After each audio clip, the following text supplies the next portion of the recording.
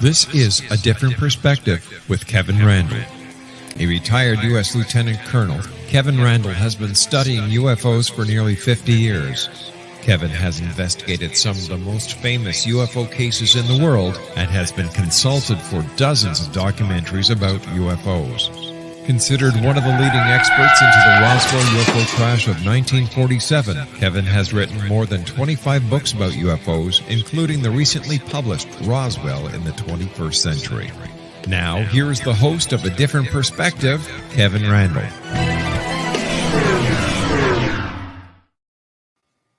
And welcome to this edition of A Different Perspective. I am, in fact, Kevin Randle. Before I bring David on, I'm going to go on, well, not really a bit of a rant.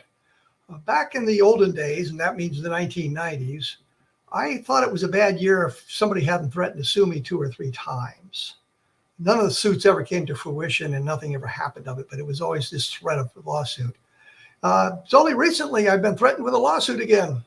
I am not worried about it, don't care. Just thought I'd mention that I've moved back into the prominence of ufology, I guess, because I am being threatened with a lawsuit. I'm going to bring on David Rudiak, who has a bachelor's in physics and a doctor of optometry from the University of California, Berkeley, plus graduate training in biophysics and neurophysiology, which means he is a smart guy and has a lot of schooling. He has done scientific research and published papers on the brain wave recording to visual stimuli and simulations of the brain with magnetic stimulators. Yeah, some of this esoteric, I guess. In ufology, his main area of expertise is the alleged saucer crash of 1947, which he has been studying since 1994.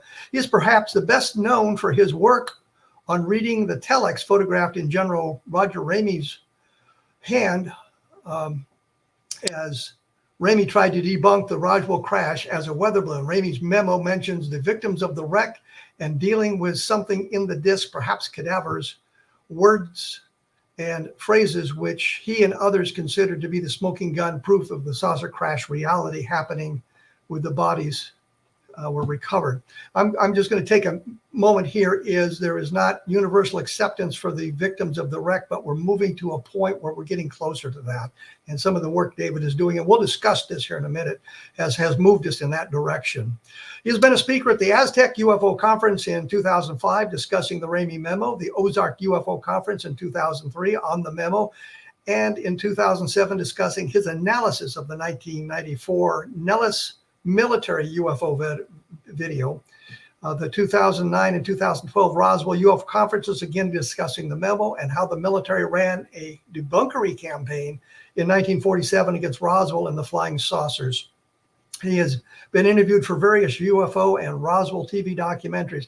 And I take a moment here to point out that I think I was involved with the last 2 scans of the Ramey Memo. As our technology improved, this scanning ability was used to try to decipher the Ramey Memo a little bit better. At the last time, I actually was stepping in for David. He was asked to participate in this and was unable to do so, and I was brought in to do it as well, do it instead. But the point is, the last people who scanned the memo said that there really wasn't anything else that could be done in the way of scanning that negative into a computer program, and deciphering now would be using artificial intelligence. That was 2 or 3 years ago, and we'll discuss how that's going along in today as well. Finishing up with David, he has also done extensive research on the Socorro Lani Zamora UFO sighting of 1964, proving that it couldn't have been any sort of balloon because historical wind data make it impossible.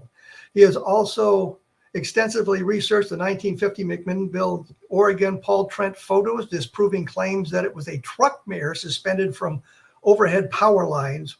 In contrast, his analysis of another famous UFO photo case, the Rex Heflin Santa Ana, California case from 1965, sorry about that, showed that shadow and camera position evidence strongly pointed to a hoax.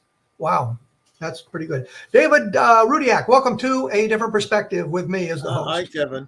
I notice you're sporting a beard now.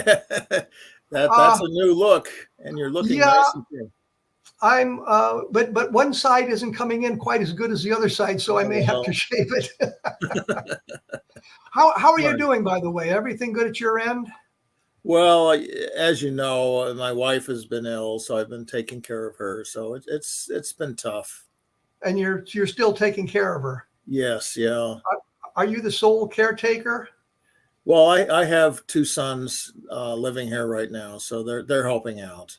Oh, I asked these. It's rough. It's rough. Yeah, I asked these questions because I was the sole caregiver for my wife when she was suffering from cancer in April of last year, and today would have been our 50th anniversary. Oh, yeah. Which I wasn't going to mention, but it just sort of popped out there. Yeah. But enough of our history. Give us a little background on the Ramey Memo, can you? Right. It's as in the introduction,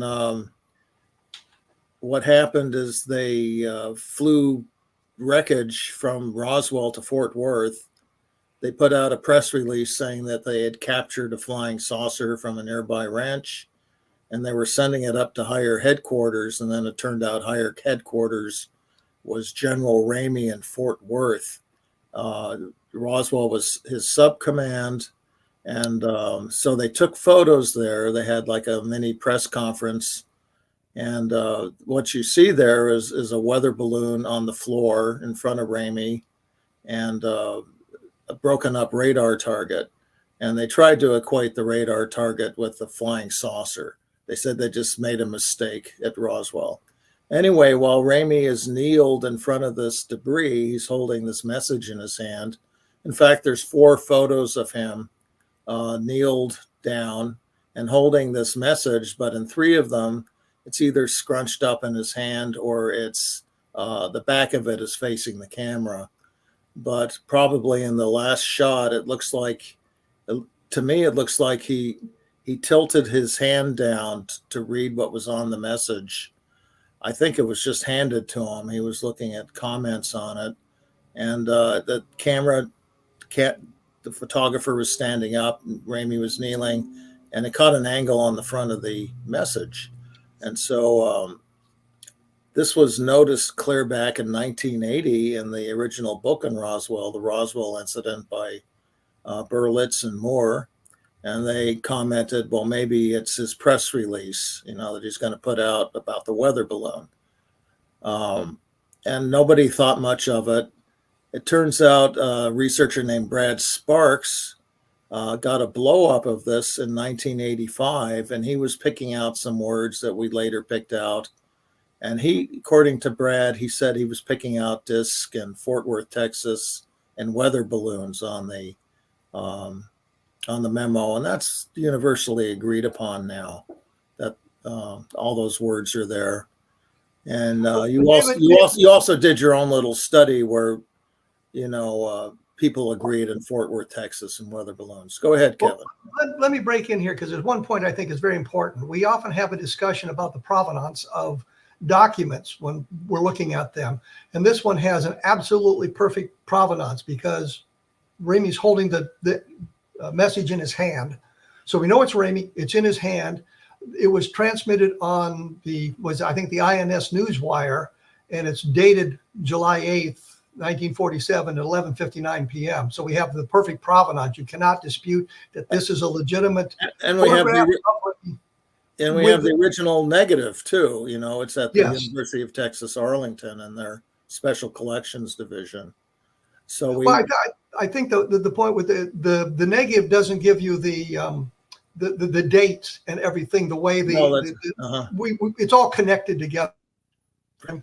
So you can't dispute anything about that. We can discuss what it says, but we cannot dispute that this was something that was done on July 8th, 1947, in conjunction with the Roswell UFO crash. Sorry to interrupt. I wanted to make that point. I've sometimes commented Ramey was holding the smoking gun in his hand over the dead body of the weather balloon, while he was. So well, let's go on with the history of the memo. In 1994, Congressman Schiff in New Mexico tried to dig into Roswell. He was getting urged on by constituents, and then he ended up launching a congressional investigation, and he got the General Accounting Office, the investigative branch of Congress, involved, and they got the Air Force involved. Now, this was the Air Force OSI office at the Pentagon. This is their top counterintelligence office, and so they put out a report saying it was a Project Mogul balloon, basically. But in that report, they also said they got blow-ups of the memo, and they sent it to a high-level government organization, which I think, Kevin, you later determined from the head guy, Colonel Richard Weaver, was the National Photo Interpretation Center. Something like that. Yeah, I think it was it's the CIA. They've been around for a long time. They have a history of analyzing UFO materials. Anyway, they claim nothing could be read. They said the quality was too poor for anything to be read. So what's interesting there is a kid with a magnifying glass and a blow up can read some of the words. So exactly, you can read some of it for sure. It's not like nothing can be read. In 1999, the photographer whose name was, and this is true, James Bond Johnson, he got a group together, and he wanted to prove that he had photographed real flying saucer material instead of a weather balloon. But in the meantime, they got good blow-ups of the memo, and set about trying to read it. And they came up with the word victims in the first paragraph. And then they announced their results. They also came up with weather balloons. They thought it was signed by a guy named Temple, which never made sense. Now, I think just about everybody agrees it was signed by Ramey. It was truly Ramey's telex. And so anyway, the key word here was victims, but they got Fort Worth, Texas. They got weather balloons. They got a few more words in there, but victims certainly pricked up my ears, when I heard that. David, I have to interrupt here because I'm going to have to take a break. When we come back, I will talk a little bit about James Bond Johnson and how I discovered who he was and got information from him that kind of changes the perspective of the whole Ramey Memo thing, because he was saying things to me at one point on tape that he was the story so he could say he had photographed the real stuff. Originally, he said he hadn't done that. This is David Rudiak. We're talking about the Ramey Memo. You can read more about it on my blog at kevinrandle.blogspot.com. And in Roswell in the 21st Century, I have a long section about the Ramey Memo as well, for those of you who would like to see a little bit about it. We will be back right after this, so please stick around.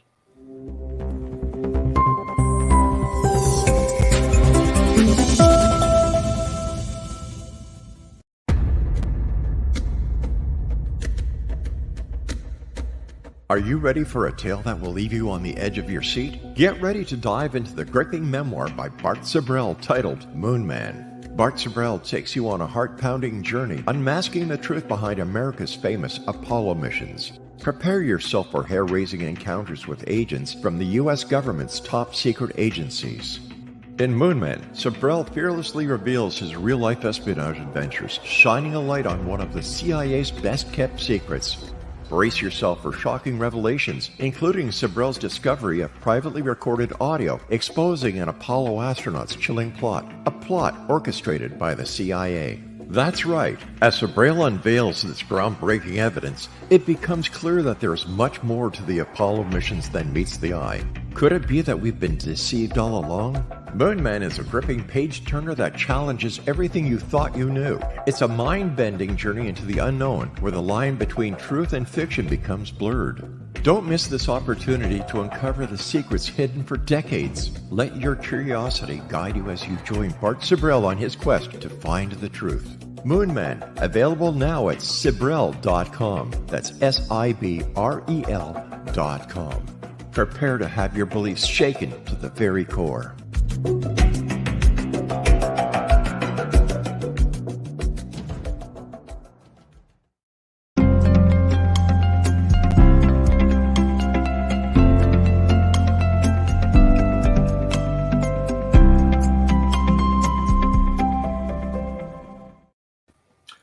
am talking with David Rudiak. We're talking about the Ramey Memo. And before I let David take off on a tangent here, I found J. Bond Johnson. He went by J. Bond Johnson. He was a photographer, maybe a reporter for the Fort Worth Star-Telegram in 1947. I had written to the special collections at the University of Texas at Arlington to get copies of the photographs that they had on file there. They had 4 of the, I think 7 that were taken that night. They had 4 of them there. And the woman working there, Betty Huden, wrote back to me and said that she had just met with the guy who'd taken the pictures. And I said, well, can you tell me who he is? And she said, well, no, that I really can't. I said, if I send you a letter, would you send that on to him? And she said, yes. So Johnson eventually called me, and that was how I connected with J. Bond Johnson. The first interviews I had with him, he was adamant that what he had seen was a weather balloon, remnants of a weather balloon. You can see the weather balloon envelope in there. It's a black smudge in the background, and as David mentioned, the torn up bits of a Ray-Wen target. And he was telling me how Ramey had told him, I think it's 7 times during the discussion or he told me 7 times that Ramey had mentioned it was a weather balloon. It was a weather balloon. It was nothing important. From that point, we went on, and then he fell into the hands of Bill Moore and Jamie Shandera and changed his story that, no, he photographed the real stuff. It was the real stuff, and it took off from there. But what is in the photographs clearly is the weather balloon and a Ray-Wen target. The important point is the memo that he holds. And so you were saying, David, I want to make this point as well. Tom Carey told me that when he first got a copy of the memo and he projected it to see it bigger, he said he could see victims of the wreck as well. I look at it, I can see victims of the wreck. I can see other things there. It just, when I look at it, it just sort of changes a little bit once in a while. So I'm looking for a way that we can verify victims of the wreck, because as you say, talking about a weather balloon. From that point, David, you were telling us about your work now on the researching the. Yeah, this was about 1999. This group, which was called the Roswell Photo Interpretation Team, I think, RPIT. I think it was Ron Rieger who was part of that team who first, or maybe it was Neil Morris, he picked out the word victims. So credit, I mean, it's sometimes given to me the credit for that, but they were the ones who first picked that out. I looked at it and I thought it was victims. They had another word there in quotes, else. And I said, that doesn't make any sense. The else, in quotes. I took a look at it and it looked like the word disc to me. And the signature where they had temple looked like Ramey to me. And those are sort of well agreed upon, interpretations of the memo now. Pretty much everybody agrees the word disc is in quotes on the start of the second paragraph. The full phrase there is in the disc, which I think is significant. And I think following from the first paragraph talking about the victims of the wreck, which most people agree then reads, you forwarded to the team at Fort Worth, Texas. It then goes into the next paragraph about something in the disc. And I think that's the bodies that they found inside the disc. And originally I thought it might be the word aviators, but now I think it's the word cadavers. They're dealing with the bodies. The first part of the message is about finding these bodies, and then they have to deal with them. What are they going to do with them? We know of a flight the following day on July 9th, which circumstantial evidence points to carrying bodies in a large crate. They put this crate into the bomb bay of a B-29, and it was met at Fort Worth by a mortician. One of the crew members recognized the guy, had gone to school with him and knew he became a mortician. So I think the team they're talking about at Fort Worth, Texas was a mortician team, and they were there to prepare the bodies for whatever came next.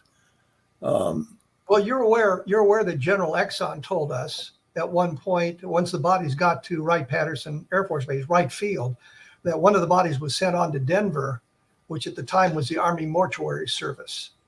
And the idea was they would figure out how to best preserve the tissues, the bodies, so that they don't lose. You don't expect to get another biological sample, an extraterrestrial biological sample that quickly. So you want to preserve that tissue and that sample as best you can. So General Exxon, who was at Wright Field at the time, told me that they'd send one of the bodies onto Denver for that sort of research. I haven't been able to get any sort of information on that.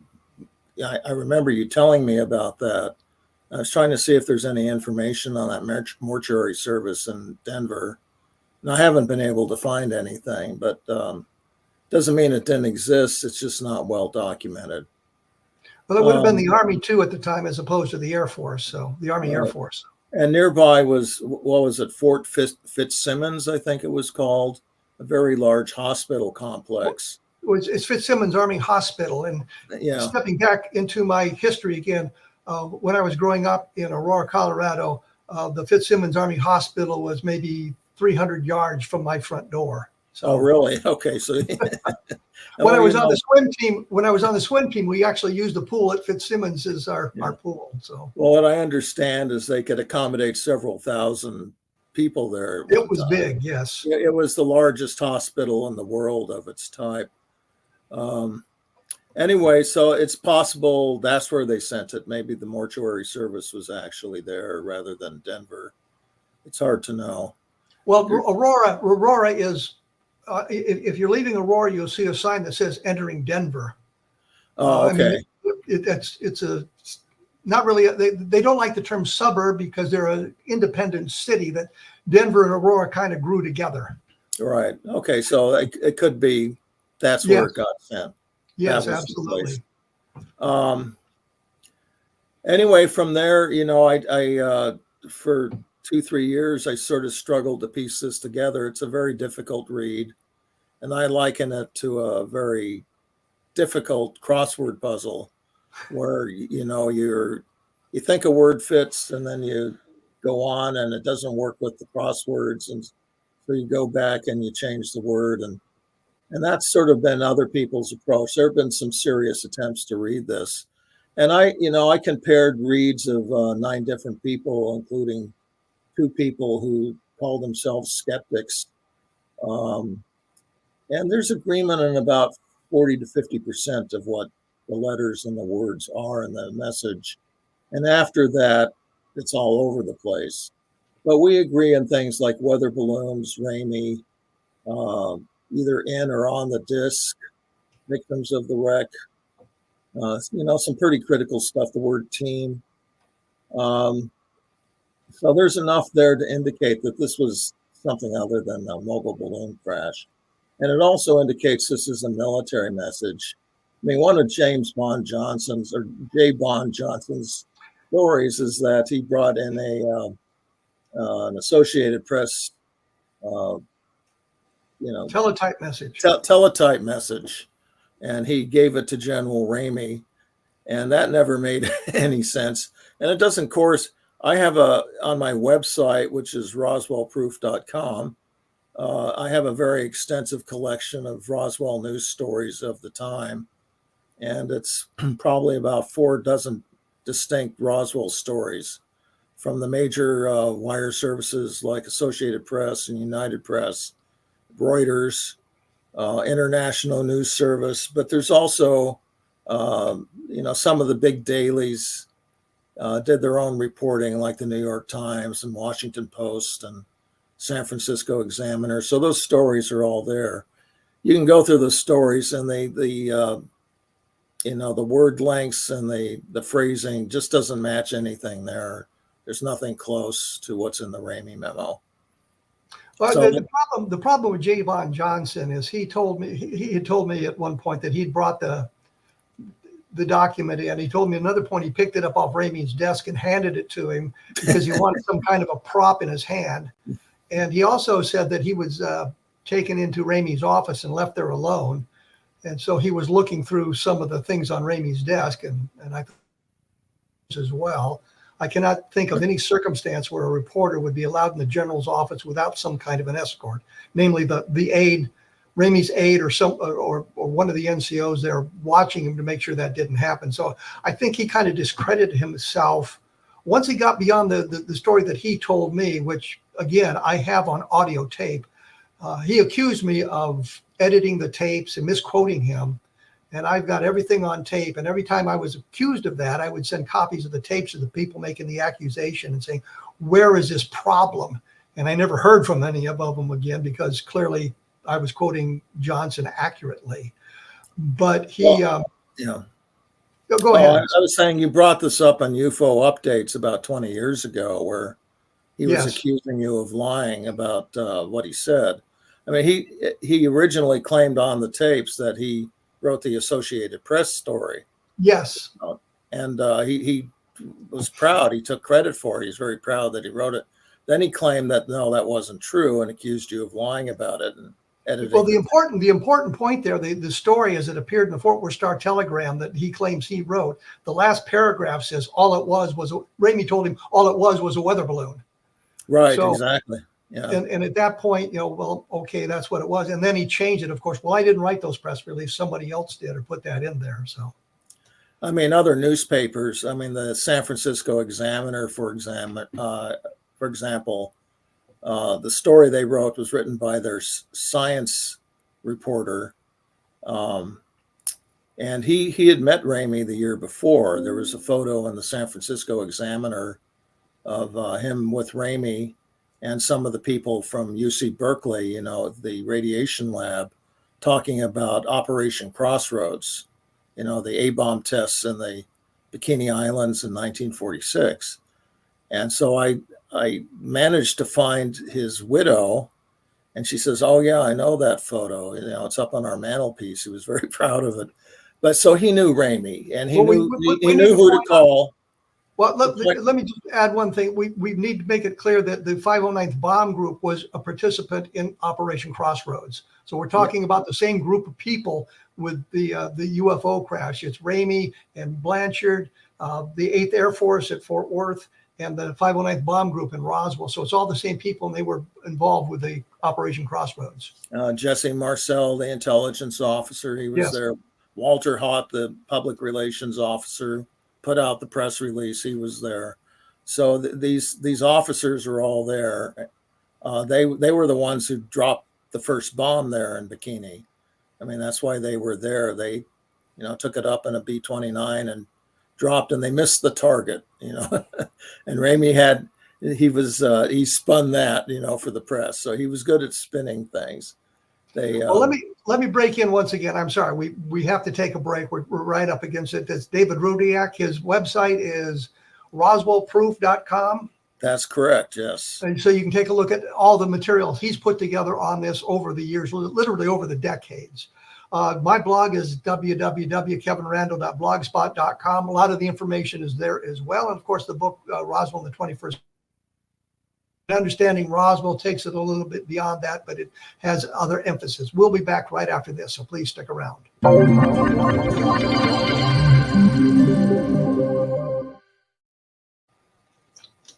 We're back.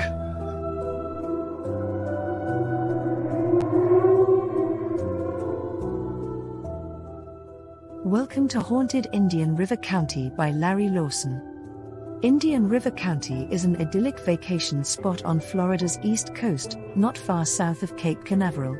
Known as part of the state's famed Treasure Coast, many are unaware of the deep and fascinating history this area played in the development of the Sunshine State. Also lost among its visitors and residents are the chilling stories of the hauntings that accompany this rich history. It is here that a man named Waldo still looks after his family and properties, 6 decades after his death. Or a retired preacher is seen digging up his hidden treasure, days after he died. Larry Lawson spent more than 40 years in the law enforcement and criminal justice education profession. He holds a Bachelor of Science degree from Nova Southeastern University and a master's degree in public administration from Troy State University. He serves on the board of directors of the Indian River County Historical Society, is the director of the Florida Bureau of Paranormal Investigation, and is the owner of Indian River Hauntings, LLC, where he provides historical and paranormal tours and events. He has been actively researching the history and paranormal legends of the Treasure Coast of Florida since 2010. Larry is currently the host of Paranormal Stakeout radio TV show on the Exozone Broadcast Network and the past host of Encounters with the Other Side on WPSL Radio in Fort Pierce, Florida. Pre-order your copy of Haunted Indian River County by Larry Lawson on Amazon.com today.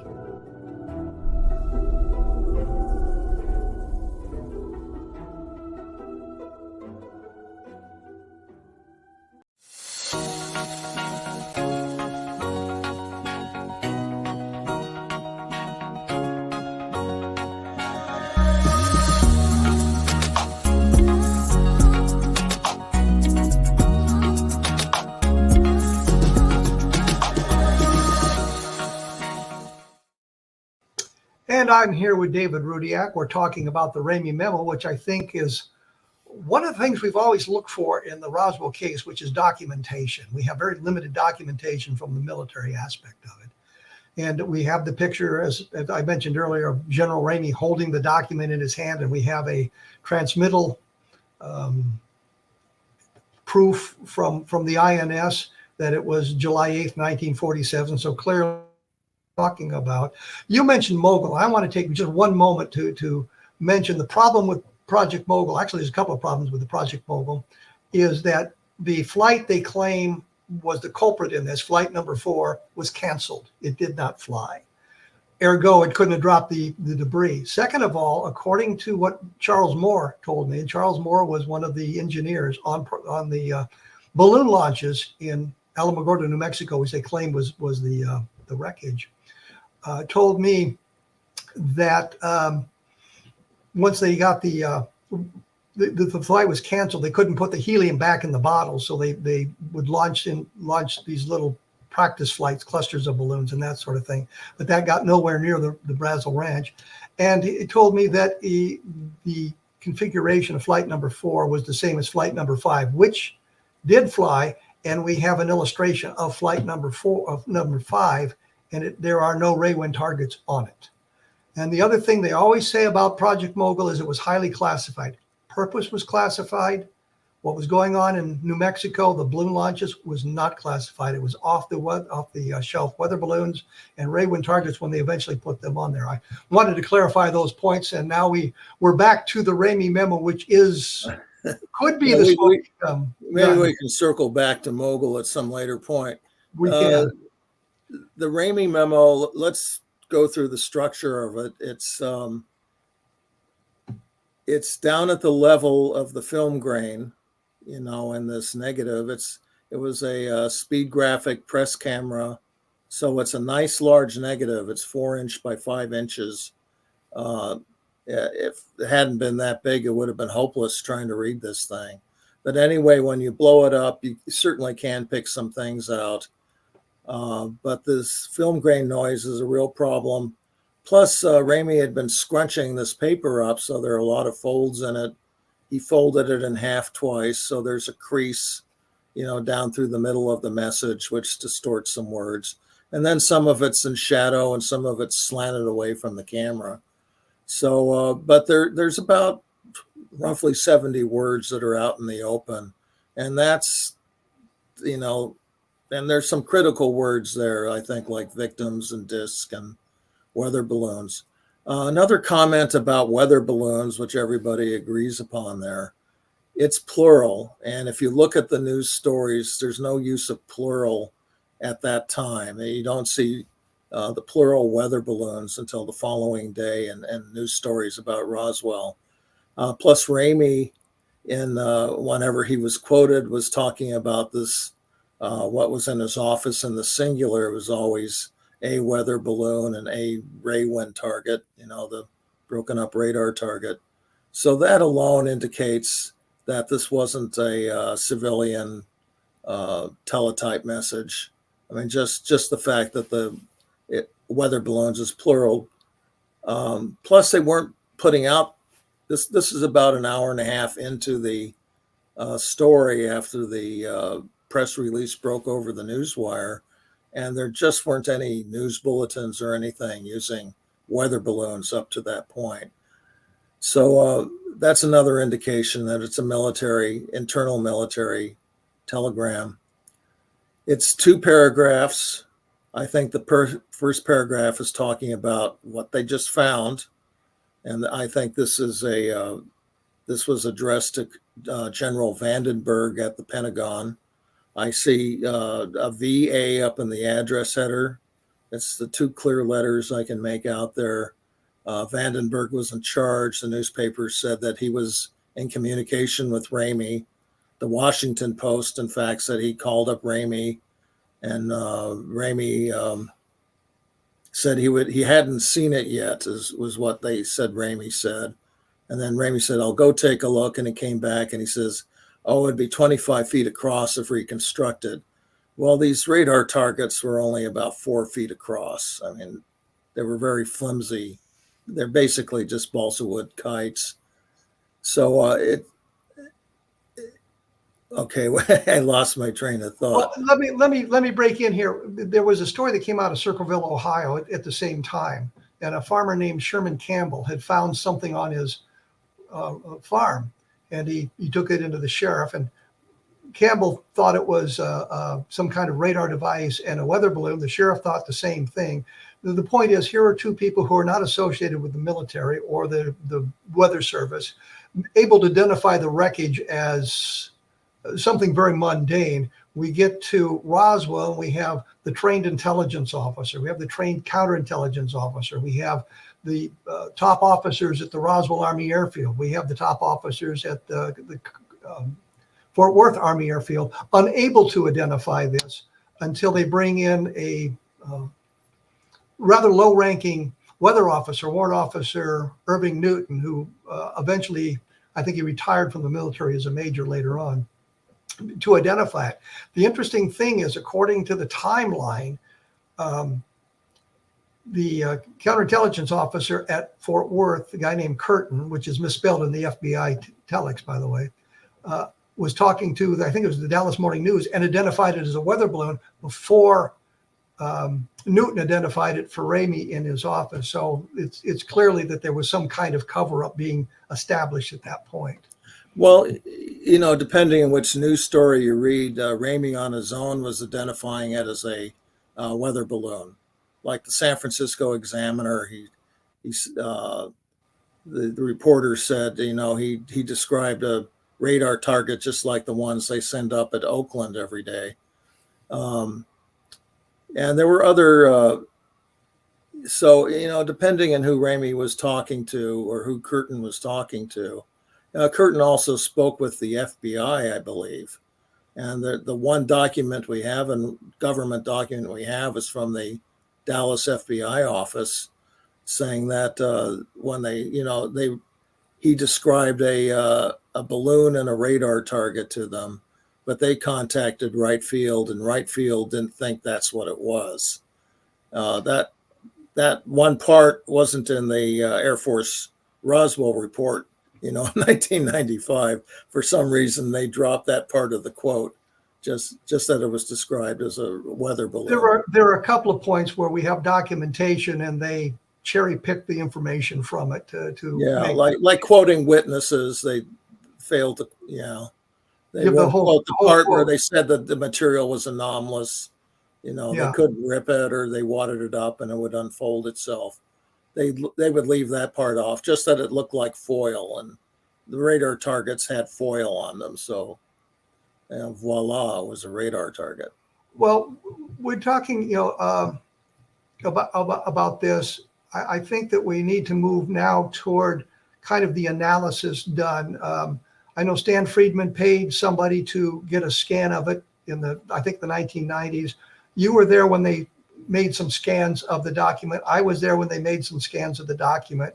So we saw the processes. And I think I mentioned the last time, which was just before COVID hit. It was just a couple of weeks before COVID hit. I was in Fort Worth, or actually Arlington, Texas, at the university there. and the fellows were making what they said the technology is never going to evolve beyond this point.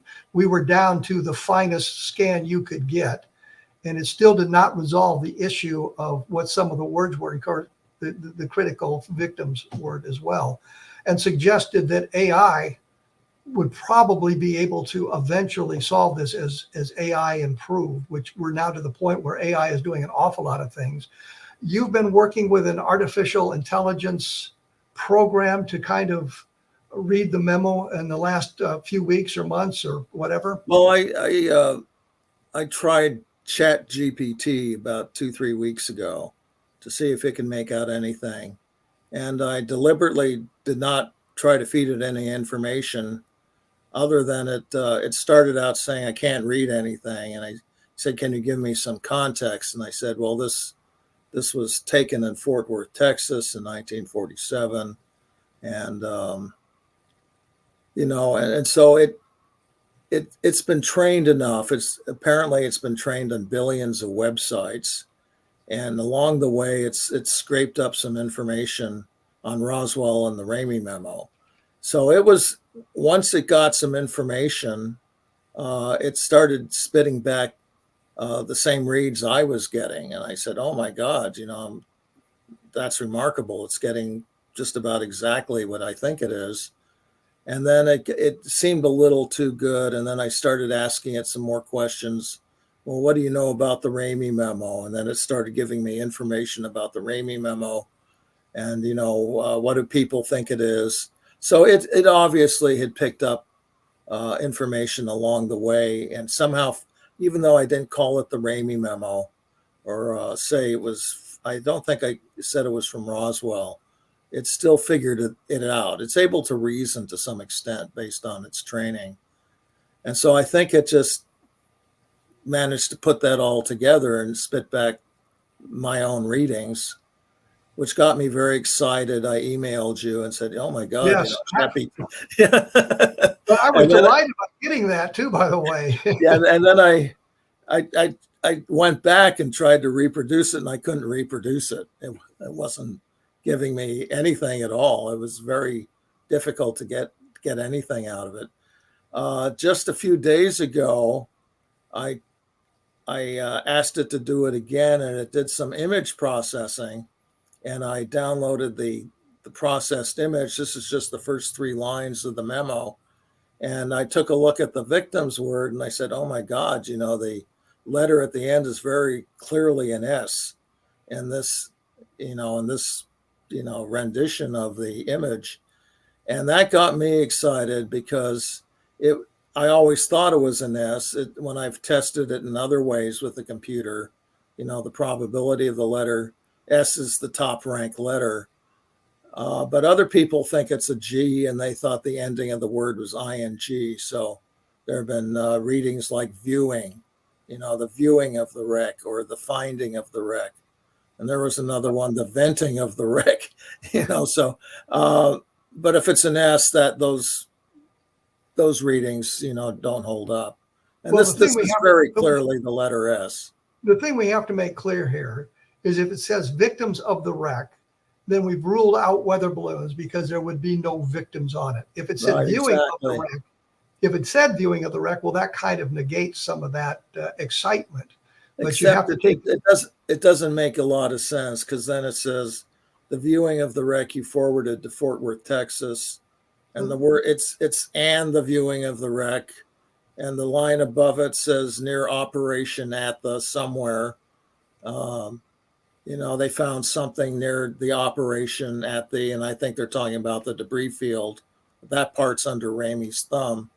And then it says, and the victims of the wreck you forwarded to Fort Worth. So when you put it all together, viewing doesn't make a lot of sense there. Let me break in. We'll come back to that in a moment. I've got to take a break because I'm right up against it. Once again, my blog is www.kevinrandle.blogspot.com. And it is the Roswell proof to look at the work that David Rudiak's done on all of this sort of thing. And take a look at that. You get a lot of information. We will be right back.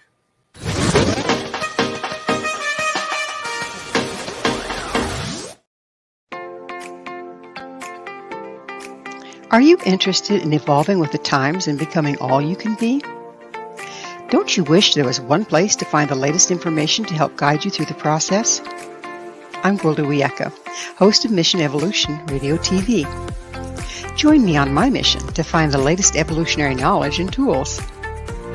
The guests on Mission Evolution are leading experts in a wide variety of divergent topics, including allopathic, holistic, and integrative medicine, epigenetics, enlightenment, quantum physics, meditative practices, environmental issues, spiritual evolution, trauma healing, and so much more.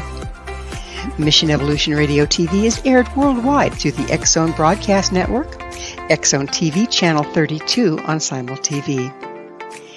You can enjoy our archives of radio or TV shows with our compliments at www.missionevolution.org. Come see the amazing lineup of guests and topics. With more than 200 episodes to choose from, you're sure to find what you're looking for. Visit www.missionevolution.org.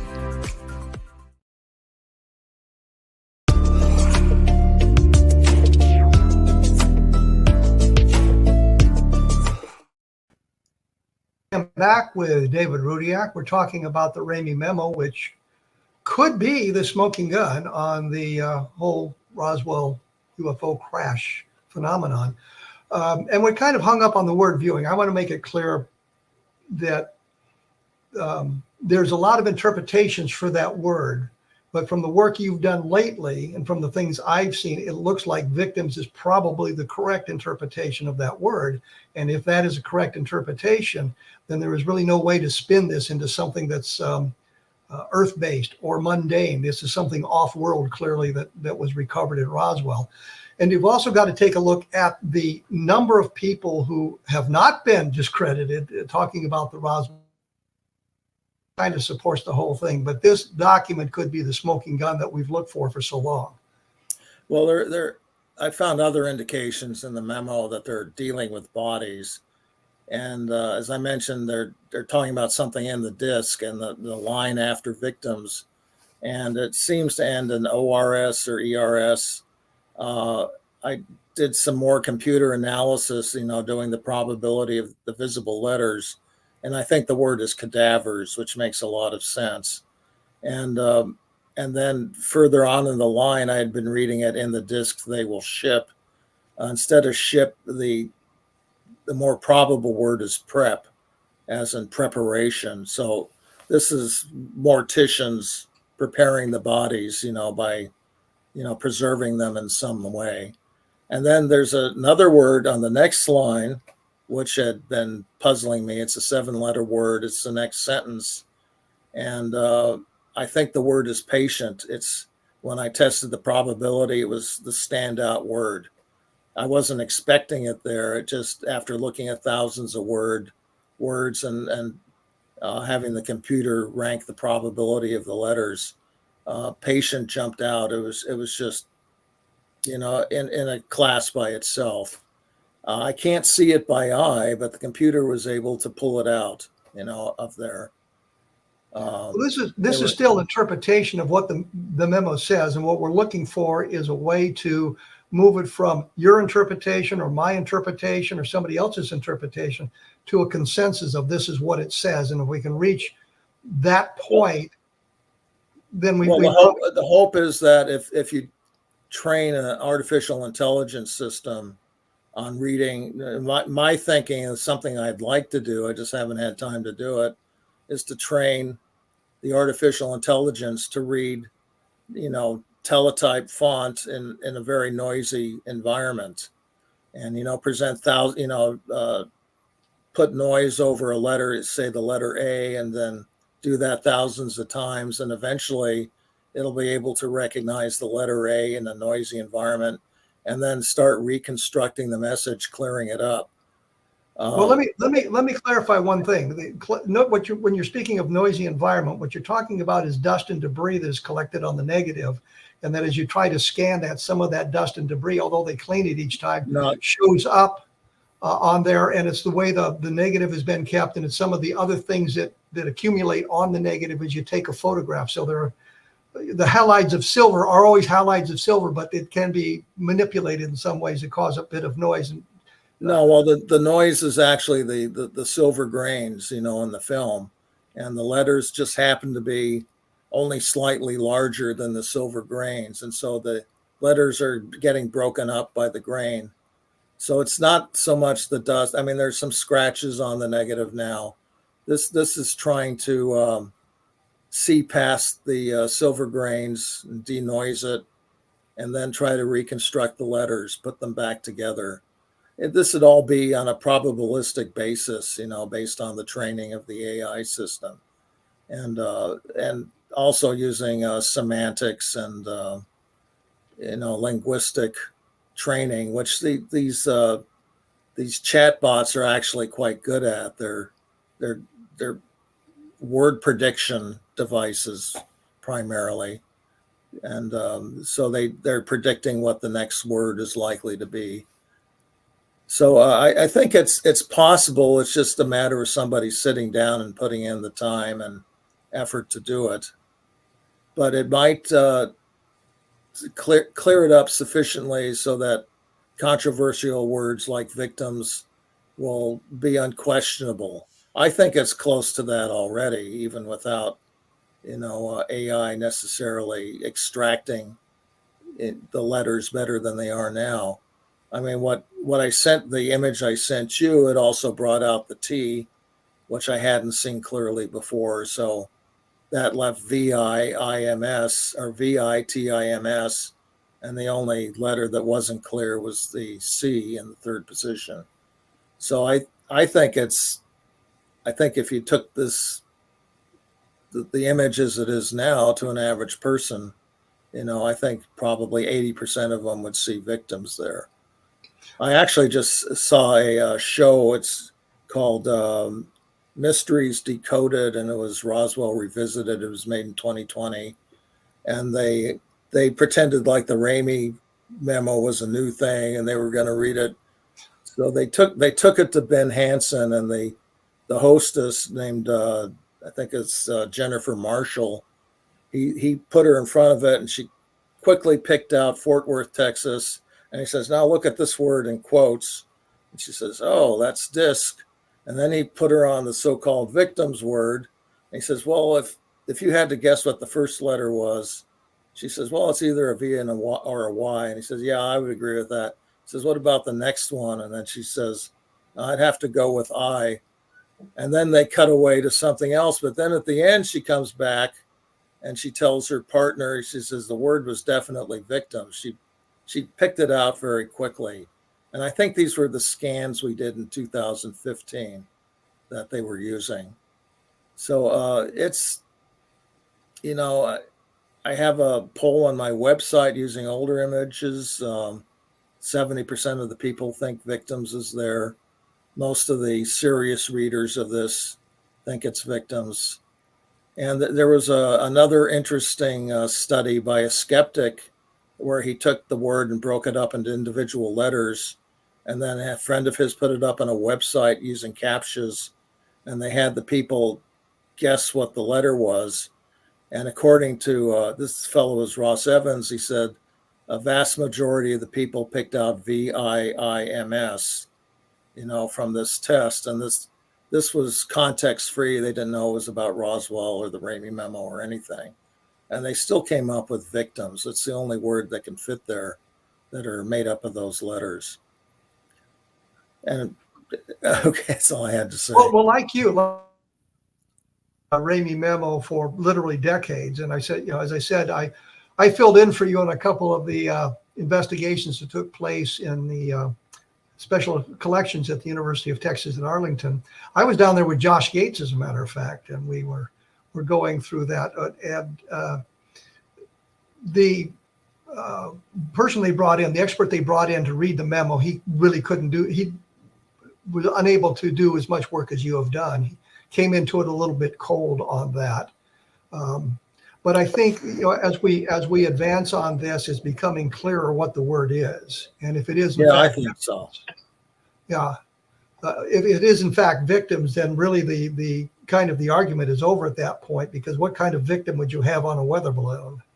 Yeah, it doesn't say aliens, it doesn't say Martians, but it indicates they're recovered bodies of some kind. They didn't call them aliens back then anyway. They called them Martians or men from Mars, or yeah, they were thinking in terms of interplanetary flight as opposed to interstellar. Yeah, I think so. Yeah. And they focused on Martians as, or little green men, LGMs. Yeah, that wasn't commonly used, but you do see that. I mean, there were the comics too. I mean, they did have aliens, Flash Gordon and Buck Rogers. We traced the evolution of the word, the little green men. Where did that come from? And we're able to find information that they kind of used that term for unusual people, maybe like forest creatures that call them little green men. So it was a term that was around talking about strangers. It wasn't in common use, but it was in use. And the Edgar Rice Burroughs, John Carter on Mars, had green Martians. And I found the term in 1938, the day after the War of the Worlds broadcast by Orson Welles. And a newspaper columnist talked about little green men from Venus landing there, and they couldn't get anybody's attention. Nobody would pay attention to them. I mean, it was, it was a sarcastic column, but he used little green men 2 or 3 times in that column. Well, I'm out of time here, David. Is there any? Wow, that went fast. Yeah. Yeah. Is there any last comment you want to make before I throw you off the program? Oh, okay. Well, too bad we didn't get to Project Mogul, but. Oh yes, we did not. we won't have Mogul to kick around anymore, I guess. Maybe another session. Okay. Well, David, thank you so much for here on a different perspective and kind of clarify where we are on the Ramey Memo and how we are getting closer to getting a proper interpretation of what that says and how it may turn out to be the smoking gun. So once again, thank you very much, David. Okay, thank you, Kevin. And you have a good day. When we talked about the Project Mogul, that's the one thing that we never get into, and that's the go-to answer by the skeptics. If you read Roswell in the 21st Century, there's a long appendix that gives you all the information you could possibly want on Mogul and why Mogul doesn't fly, if I can use that pun for you. Like I said earlier, the flight was canceled. The documentation, which was provided by Colonel Weaver when he put together the big Air Force report, if he had not put that information in there, I don't know if we'd ever gotten it. But Dr. Albert Crary, who was the leader of Mogul, the University of New York University Balloon Project in Alamogordo at the time,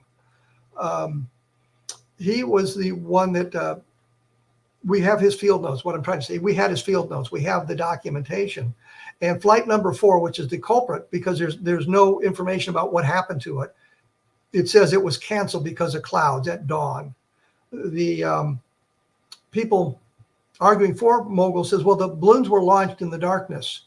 The directives they were operating under at the time said they could not fly these balloon arrays at night or in cloudy weather because they were too big, too long. They were a hazard to aerial navigation, and they would be flying in the areas where they could run into commercial airlines and, of course, military aircraft. But what we've been able to eliminate it because flight number 4 was canceled. The first documented flight was number 5, which took place the next day or so. So it's obviously not Project Mogul. We have no terrestrial explanation right now for Roswell. There may be something hidden in some archive somewhere that would explain it in terrestrial terms, but I doubt it because we've looked, the Air Force looked, everybody has looked very carefully. But once again, take a look at Roswell in the 21st century for that kind of information. Understanding Roswell provides information about who was there, what they were doing, and what happened to them after these events, and a lot of information about it. So take a look at that as well. And as I say, there's information on my blog. If you type in Mogul, you type in weather balloons, you type in Ramey Memo, you get a lot of information and photographs like that. So anyway, that is it for today. Thank you for joining me, and I will see you next time.